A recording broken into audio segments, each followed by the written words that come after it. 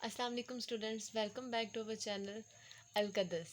आज हम पढ़ेंगे organic chemistry, introduction to organic chemistry. सबसे पहले हमें पता होना चाहिए कि ऑर्गेनिक केमिस्ट्री होता क्या है। ऑर्गेनिक केमिस्ट्री ऐसी ब्रांच है केमिस्ट्री की जिसमें हम पढ़ते हैं compounds of carbon and hydrogen and their derivatives. Carbon plus hydrogen, इनके जितने भी कंपाउंड्स हैं इन्हें हम कहते हैं हाइड्रोकार्बन्स।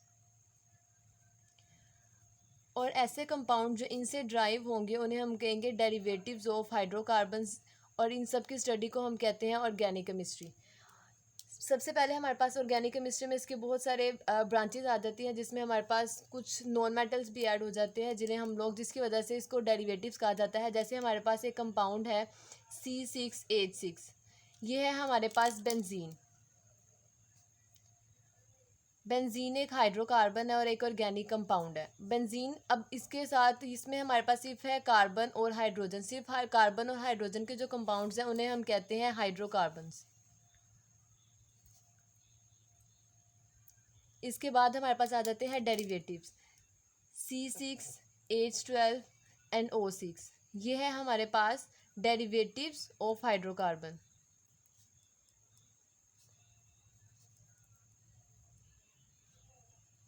और ये जनरल फार्मूला है, केमिकल फार्मूला है ग्लूकोज का। This is derivative of hydrocarbon and this is hydrocarbon. Compound of carbon and hydrogen, hydrocarbon होंगे और वो वाले कंपाउंड जो हाइड्रोजन और कार्बन के साथ ऐड हो वो हमारे पास आ जाएंगे डेरिवेटिव। इसकी जगह पे हमारे पास ऑक्सीजन भी आ सकता है, सल्फर भी आ सकता है, नाइट्रोजन भी आ सकता है, ये हमारे पास सारे आएंगे डेरिवेटिव्स। इसके अलावा और भी बहुत से हमारे पास एलिमेंट्स हैं या मेटल्स हैं जो भी इसके साथ ऐड हो सकते हैं और इन्हें हम डेरिवेटिव्स ऑफ हाइड्रोकार्बन कहते हैं। इसके हमारे पास इंट्रोडक्शन में हमारे पास आता है vital force theory. Vital force theory हमारे पास है, सबसे पहले साइंटिस्ट का ख्याल था, जब ऑर्गेनिक कंपाउंड्स डिस्कवर हो रहे थे और इनके बारे में पता चला साइंटिस्ट को, तो उन्होंने इसकी डिस्कवरी में उनको पता चला कि ऑर्गेनिक कंपाउंड्स एग्जिस्ट करते हैं, यानी ऐसे कंपाउंड जिनमें कार्बन और हाइड्रोजन जो है वो पर्टिकुलर हैं, ऐसे कंपाउंड्स एग्जिस्ट करते हैं। तो उनका ख्याल था कि जो ऑर्गेनिक कंपाउंड्स हैं वो सिर्फ और सिर्फ लिविंग ऑर्गेनिजम्स के, लिविंग थिंग्स के अंदर ही जो है वो मैन्युफैक्चर हो रहे हैं, इसके अलावा उनको प्रिपेयर नहीं किया जा सकता। लेकिन उसके बाद ये फ्रेडरिक वॉलर ने इस थ्योरी को रिजेक्ट कर दिया था। वो इसलिए उन्होंने रिजेक्ट किया क्योंकि उन्होंने एक ऑर्गेनिक कंपाउंड, यूरिया एक ऑर्गेनिक कंपाउंड है, उसे उन्होंने डिस्कवर किया था in the urine of mammals. Mammals के यूरिन में उन्होंने इसको डिस्कवर किया था और ये बनाया गया था एक इनऑर्गेनिक कंपाउंड से, जो है अमोनियम सायनेट। अमोनियम सायनेट एक ऑर्गेनिक इनऑर्गेनिक कंपाउंड है। इनऑर्गेनिक कंपाउंड से हमारे पास एक ऑर्गेनिक कंपाउंड की मैन्युफैक्चरिंग हुई थी, इसलिए फिर वाइटल फोर्स थ्योरी को रिजेक्ट कर दिया गया।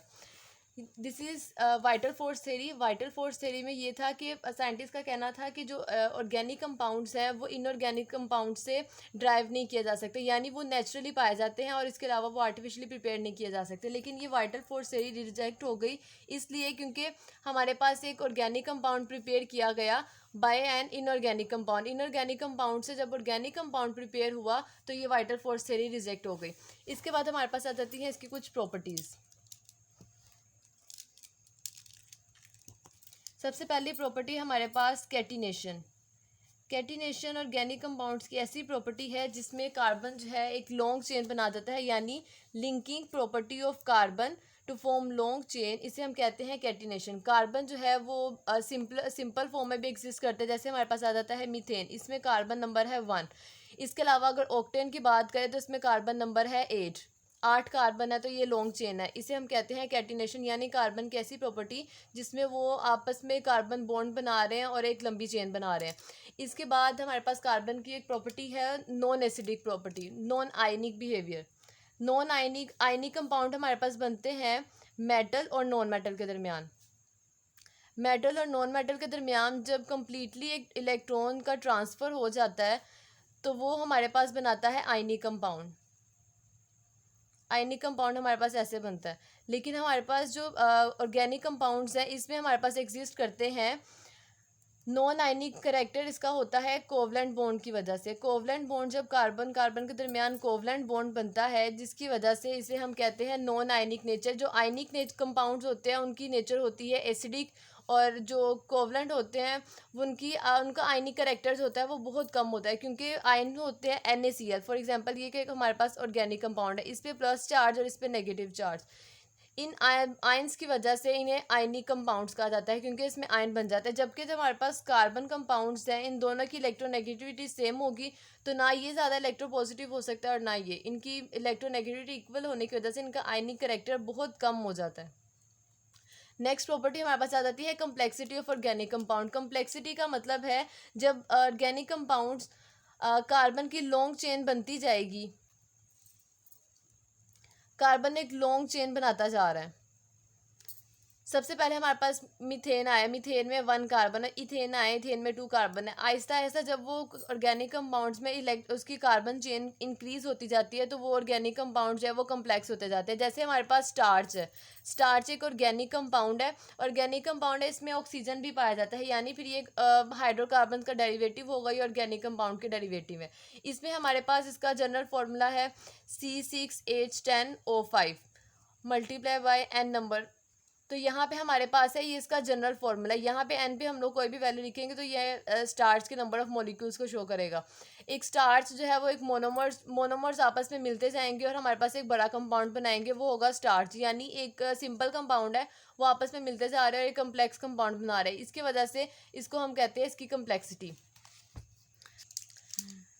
यहाँ पे हमारे पास ऑर्गेनिक कंपाउंड्स की नेक्स्ट प्रॉपर्टी है आइसोमेरिज्म। आइसोमेरिज्म एक ऐसी प्रॉपर्टी है जिसमें हमारे पास दो कंपाउंड्स हैं, उनका सेम मोलिक्यूलर फार्मूला होगा लेकिन उनका स्ट्रक्चरल फार्मूला डिफरेंट होता है। Same molecular formula but different structural formula.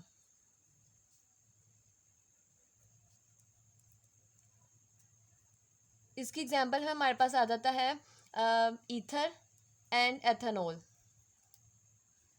Ethanol एक अल्कोहल है, इसमें हमारे पास इसकी दो एग्जांपल है। जैसे ईथर में हमारे पास इसका जनरल फार्मूला है CH3 ऑक्सीजन बॉन्ड CH3। ये एक ऑर्गेनिक कंपाउंड है, ईथर भी एक फंक्शनल ग्रुप है और अल्कोहल भी एक फंक्शनल ग्रुप है। जबकि जो हमारे पास अल्कोहल हमने लिया है एथेनॉल, उसका जनरल फार्मूला है CH3 CH2 और OH। ये हमारे पास है इथेन, यानी इथेन का जो हम लोग रेडिकल एक हाइड्रोजन रिमूव करेंगे तो उसका एक रेडिकल बन जाएगा, उसे हम कहते हैं इथाइल। यहाँ पे हमारे पास है मिथाइल, ये भी मिथाइल डाइमिथाइल है, लेकिन यहाँ पे कार्बन भी दो है, 6 हाइड्रोजन है। यहाँ पे भी 2 कार्बन है, 6 हाइड्रोजन और 1 ऑक्सीजन है। इनका मोलिक्यूलर फार्मूला बिल्कुल सेम है लेकिन इन दोनों का स्ट्रक्चर फार्मूला में डिफरेंस है, जिसकी वजह से इस प्रॉपर्टी को कहा जाता है आइसोमेरिज्म, यानी मोलिक्यूलर फार्मूला सेम होना लेकिन स्ट्रक्चर फार्मूला डिफरेंट होना। नेक्स्ट प्रॉपर्टी है हमारे पास ऑर्गेनिक कंपाउंड की रेट ऑफ रिएक्शन, यानी वो रेट जिस पे कोई भी कंपाउंड जो है वो रिएक्ट करता है। जब हमारे पास ऑर्गेनिक कंपाउंड है उसका नॉन आयनिक करेक्टर है, नॉन आयनिक करेक्टर यानी उसके पास पॉजिटिव और नेगेटिव चार्जेस जो है उसका आयनिक करेक्टर उसको शो करते हैं। पॉजिटिव और नेगेटिव चार्जेस किसी भी कंपाउंड के आयनिक करेक्टर को शो करते हैं।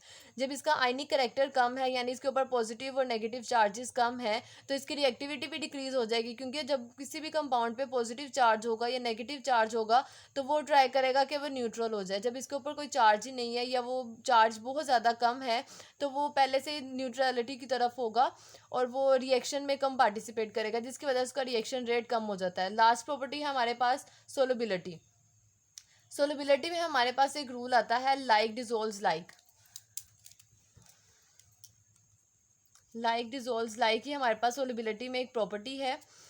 इसमें इसका मतलब ये है कि कोई भी कंपाउंड जो है अगर वो पोलर है कंपाउंड है तो वो पोलर में डिजोल्व होगा, और अगर कोई भी कंपाउंड नॉन पोलर है तो वो नॉन पोलर में डिजोल्व होगा।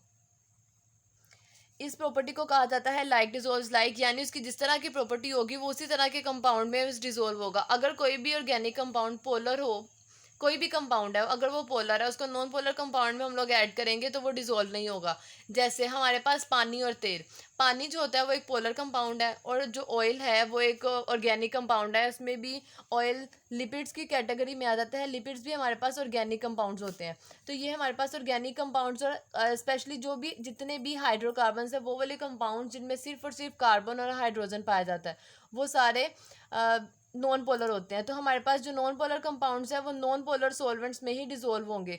जैसे हमारे पास आ जाता है C6H6, ये है हमारे पास बेंजीन का फॉर्मूला। बेंजीन जो है ये नॉन पोलर है। अगर इसको किसी सॉल्वेंट में ऐड करना चाहें तो वो भी हमारे पास नॉन पोलर ही होना चाहिए। अगर उसको पोलर सॉल्वेंट में ऐड करेंगे तो वो उसमें इनसॉल्युबल रहेगा। This is our topic for today. Next topic में हम लोग पढ़ेंगे इसके ऑर्गेनिक कंपाउंड के सोर्सेज और इसकी फर्दर हम लोग आगे डिस्कशन करेंगे। Thank you so much for watching. अल्लाह हाफिज़।